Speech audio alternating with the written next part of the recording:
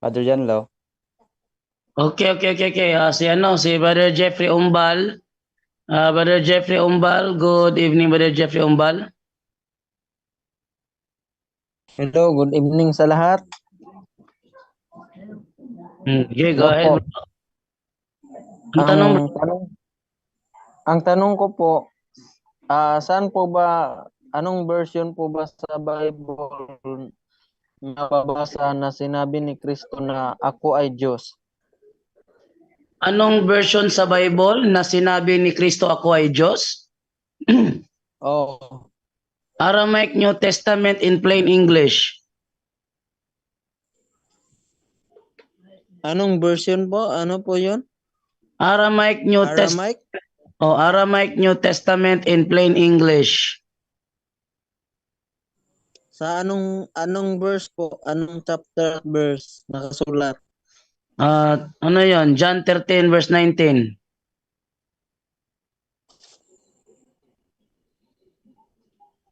Hmm, ah, Ito, ang tanong papakita ko. bro.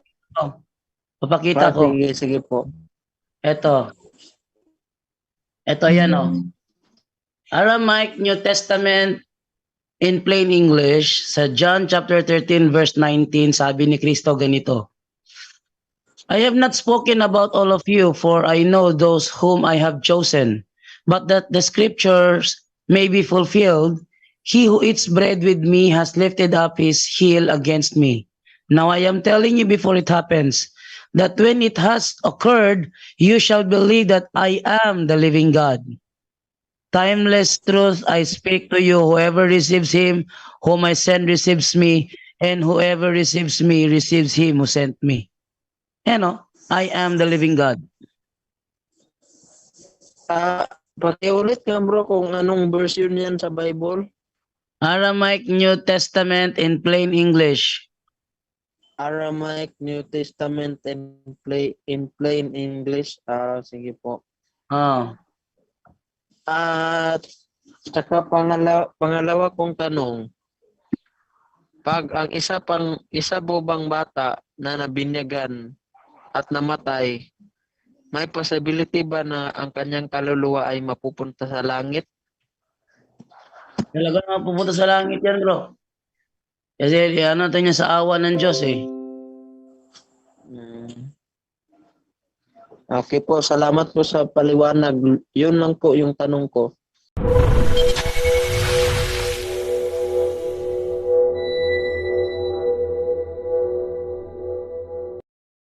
At meron tayong bisita ngayon, bibigyan ko ng pansin, magtatanong daw ito, ang kahit ano, hindi lang yung sa paksa namin, ito ay Seventh-day Adventist, o ito nga siya. Edwell, good evening. Yes, good evening, Brother Jando. Magandang umaga, magandang gabi. Okay, Redwell, kahit na anong tanong bro, sa punto por punto kasi kapag merong bisita na hindi katoliko, siya yung pina-priority sa tanungan portion. Ngayon, dahil may tayo nakabingbing na, ngayong gabi sana talakayan namin dalawa ni ano, pero dahil sa dami kong ginagawa, hindi ako nakapaghanda, move na lang kami Monday night. And Brother Redwell, dito pwede kang magtanong kahit ano, wag lang yung topic natin at pwede ka rin magipagsubukan kung gusto mo. Hindi, mahirap na, hindi ka handa eh. Hindi, sa ano yan, sa debate yun dapat. Kasi dami kong ginagawa, hindi ako nakapag-prepare.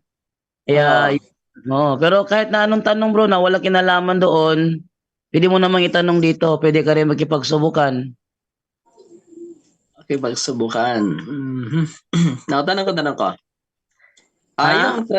Sige, itong tanong ko. Yung traditional ba ay, yung mga tradisyon nyo, di ba? Magisterium o ano man ay ano. Yan ba ay biblical? Brother Junre, yan ba daw ay biblical ang mga tradisyon natin magisterium? Yes, biblical. Malino naman yan sa Biblia kung babasahin mo. Mayroon talagang tradisyon at sa unang Korinto 11:2 may turo na tradisyon. Kapatid. Sa unang Korinto 11:2 tradisyon talaga ang itinuro ni Apostol. Redwell? Follow up. Saan nakasulat yung tradisyon sa Biblia? Ano yung Saan? brother? Sana lang, Saan? sana. Saan nakasulat yung mga tradisyon nyo sa Biblia? Tradisyon nga eh. So hindi nga siya nakasulat kasi tradisyon. Tradition means aral. Aral na hindi na isulat. Dalawa ang sense ng tradition kasi. Traditional written, traditional teaching, oral, orally. So may hindi lang puro na isulat. Ba't mo hahanapin yung hindi isinulat? Doon ka sa simbahan. Kaya ang simbahan ang nagturo doon. Ang isinulat yung Biblia. Kaya kung maghahanap ka ng mga specific, magbasa ka ng mga dokumento ng simbahan like CCC, Fundamentals of Catholic Dogma, Dizinger, unang mga turo ng mga obispo namin na nakakatikisim din. Doon mo yan makikita yung mga tradisyon na yan. Magbigay tayo ng example, no? Sige bro. Sa isang tradisyon namin, sa Gawa 11:26, sinabi lang doon, lagay natin talata sa screen na, yan na, sa Gawa 11:26, ganito nakalagay. At nang kanyang matagpuan, sinama niya ito sa Antioquia. 1 taon silang nanatili roon, nakasakasama ng iglesia at nagtuturo sa maraming tao. Doon sa Antioquia, unang tinawag na Kristiyano ang mga tagasunod ni Jesus. Ang nakalagay dyan, doon sa Antioquia, unang tinawag na Kristiyano. Pero hindi naman pinangalanan kung sino ang tumawag sa kanila na Kristiyano. Sa tradisyon, ang unang tumawag sa kanila na Kristiyano ay si Bishop Evodios ng Antioch. Pero wala yan sa Bible. Pero yan ang reality in history. Kahit mag-research pa tayo kung sino ang nagbigay ng pangalang Kristiyano, ang lalabas talaga ay si Bishop Evodios ng Antioch. Example lang yun, Bro Edwell. Next question.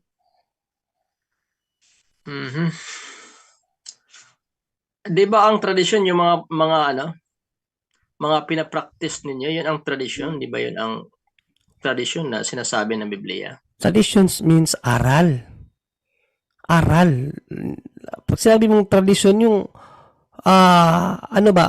yung ipinasa na katuruan galing sa mga apostol, ipinasa dun sa mga sumunod sa kanila, generation to generation. Yan ang tradisyon na minanang aral kahit pa nung sinunod nung una. At hanggang ngayon nakapaloob yan sa Santa Iglesia. At in-expound ng simbahan yan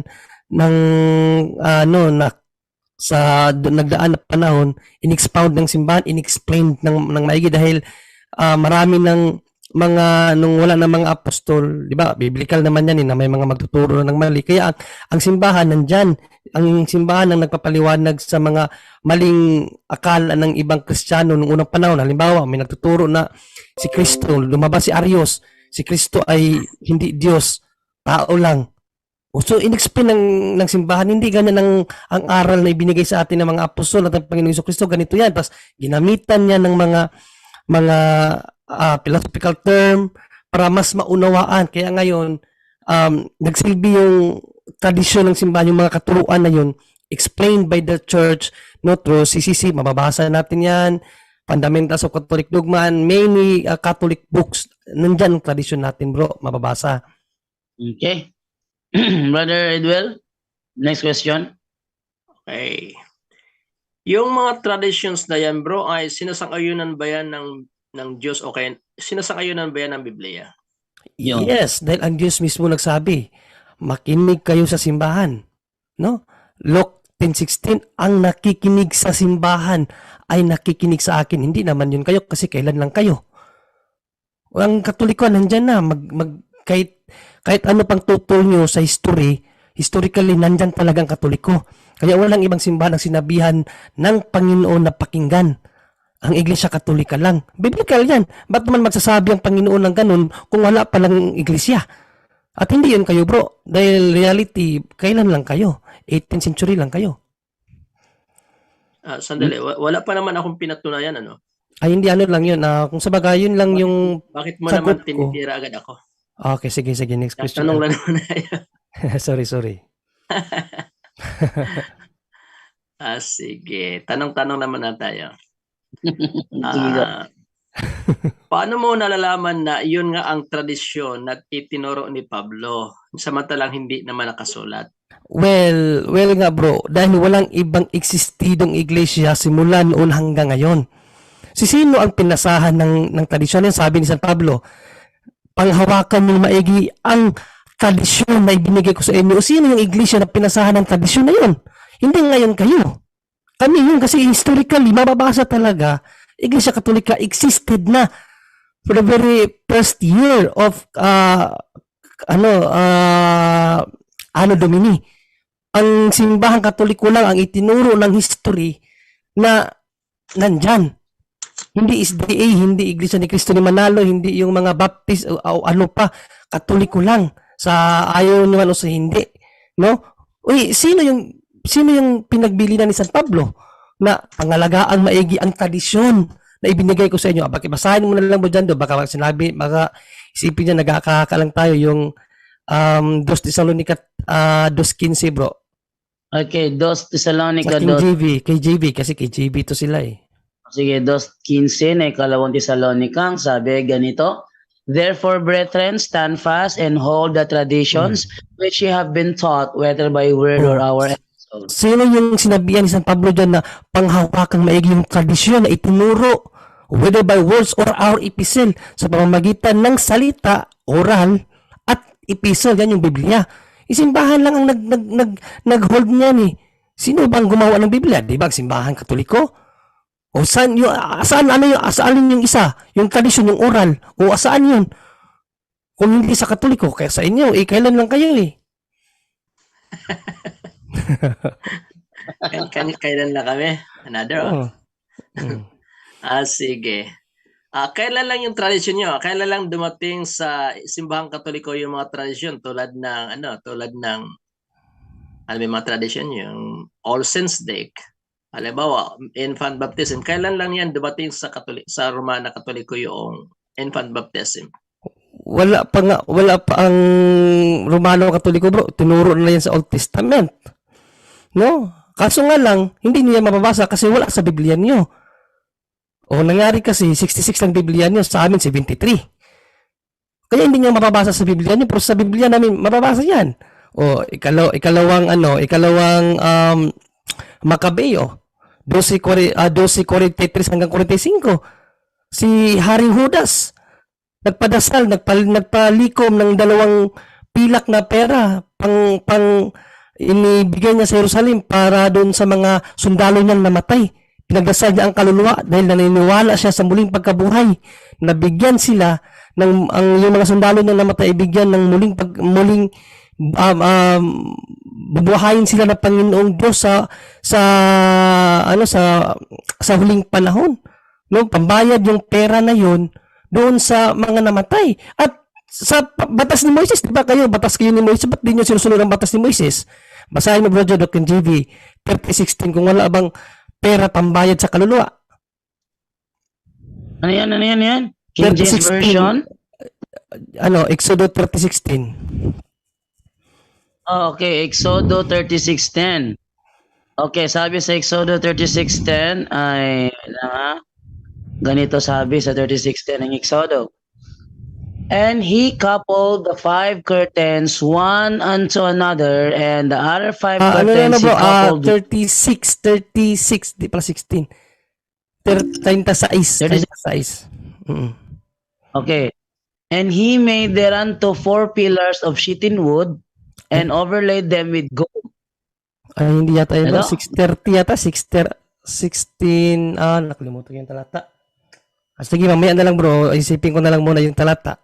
Nakalimutan ko noon na mayroon talagang pera pambayad sa kasalanan ng mga namatay.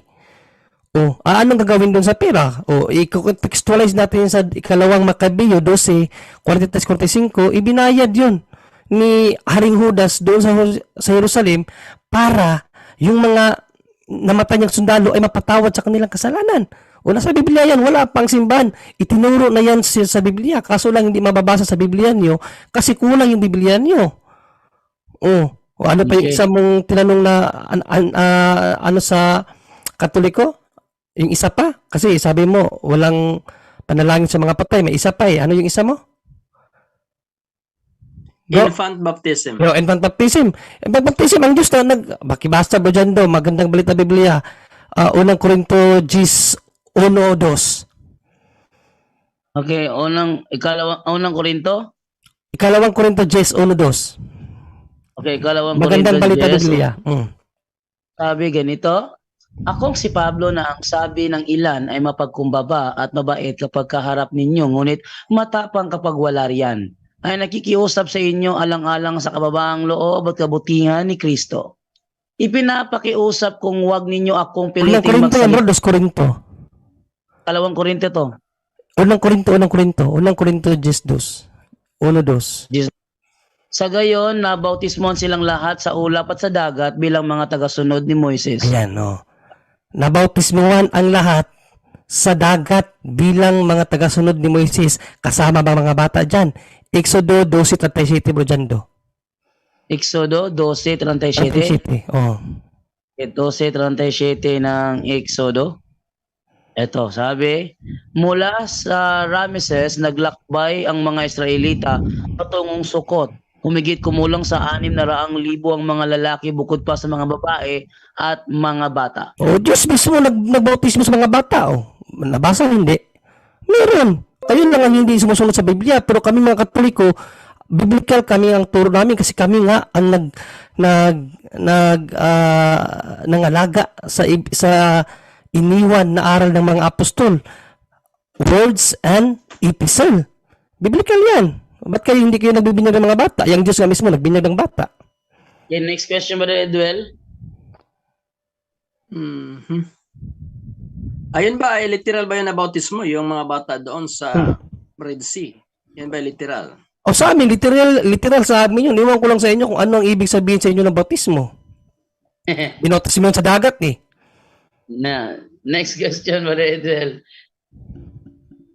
Yan ang punto por punto. Brother Edwell, go. Next question.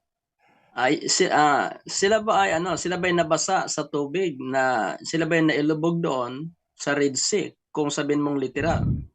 Oh bro, sa kung anong paraan ng ginawa ng Diyos, ang sinabi ng Biblia, mababasa letra por letra, na yan naman ang inyong doktrina, binautismuhan ang lahat sa dagat. Paano sila babautismuhan sa dagat kung hindi basahin? Sige nga. Next question. Okay, sigurado ka ba na nalubog sila sa dagat? Oh, Bautismo, kung babautismuhan ka sa dagat, hindi naman lahat wait lang. Kahit pa hindi ilubog kasi sa amin, wisik pwede. Sa English version dyan do, kung wala bang pwede, hindi ba pwede ang wisik? Sa Hebrew 10:22, yung sa NIV yata. Hebrew 10:22. Okay, sabi dito sa 10:22 ng Hebrew, ito natin mababasa, yan. Let's draw near with a true heart in full assurance of faith, having our hearts sprinkled from an evil conscience and our bodies washed with pure water. Oh. Kahit sprinkle pwede. Pakiulit daw dyan do yung talata. Paki-flash daw ulit. Yan, let us draw near with a true heart in full assurance of faith, having our hearts sprinkled from an evil conscience and our bodies washed with pure water. Nakalagay doon, sprinkled with evil spirit. Hindi. Basahin mo sa Tagalog mo dyan do para maunawaan ng mahigi. Sa Tagalog. Sabi sa Nalinis Tagalog. tayo ng nalinis sa ating mga puso sa kalimutan sa malinis na tubig. Ayan o.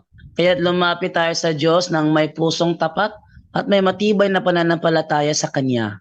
Lumapit tayong may malinis na budhi sapagkat nilinis na ang ating mga puso. Nugasan ng dalisay na tubig ang ating mga katawan. Yan sa Tagalog. Sa English malinaw, sprinkle. Ano ba yung sprinkle? Wisik, hindi puro yung sinabi mo kaninang i-immerse. Hindi lahat ng paglilinis sa tao ay immerse lang. Pwede ang buhos, pwede rin ang sprinkle, pwede rin ang immerse. Kaya wag kang sa isang lang paraan. Kung pwede naman ang tatlo. hindi lahat ng bautismo ay immersion lang. Correct. Baka yan yung ibig mo sabihin, bro. Yan ang punto niya, kaya tinatanong niya kanina po dyan kung lahat ba ay nalubog. Kaya sabi ko ay hindi naman sa lubog lang. Pero ang malinaw na sinabi doon sa Biblia, ang lahat ng kasakasama ni Moises ay bininyagan sa tubig at dagat, sa dagat at sa ulap. O baka nga ulan ang ginamit kasi kasama ang ulap eh. No. Yan, no? So, yan bro, na na maraming uri ng bautismo, hindi lang immersion. Brother Edwell, ba't niya nag-mute? Okay, Brother Edwell, go ahead. Banatan mo ng tanong. Dahil kami, pag may bisita na hindi katoliko, yun ang kami pinapriority. Okay, Brother Edwell, go Okay. ahead. Kailan sa Tagalog, bro, wala na yung wisik eh. Doon sa English, ang sprinkle with evil spirit, no? Sa Tagalog, wala na Yes. yung wisik. Pero remember bro, what is translation? Wait lang, Brother John Ray. Walang with an evil spirit. Hindi yun with an evil spirit. From an evil conscience. Iba yung... Tama, sprinkle with evil conscience, no? Hindi with evil conscience, from an evil. Iba yung with. Pag sinabing with, kasama. Pag sinabing from, galing. Mula. Iba yung mula sa Maganda, kasama. basahin mo na lang ang Ezekiel 36:25 Tagalog, ang Biblia. Ezekiel. 36:25. Okay, Ezekiel. Kasi, Tagalog, ang Biblia. 36:25 sa ang Biblia. Mm. Ito sabi sa 36:25. At ako'y magwiwisik ng malinis na tubig sa inyo, at kayo'y magiging malinis sa buo ninyong karumihan, at sa lahat ninyong mga Diyos-Diyosan, lilinisin ko kayo. So, okay na yan bro ah. Hindi na yan sprinkle. Tagalog na talaga yan. Wisik na talaga yan. Wiwisik talaga, oo. Next question, bro Edwell. Teka, i-co-host ko to para ano. Sige, go ahead, bro Edwell. Unmute.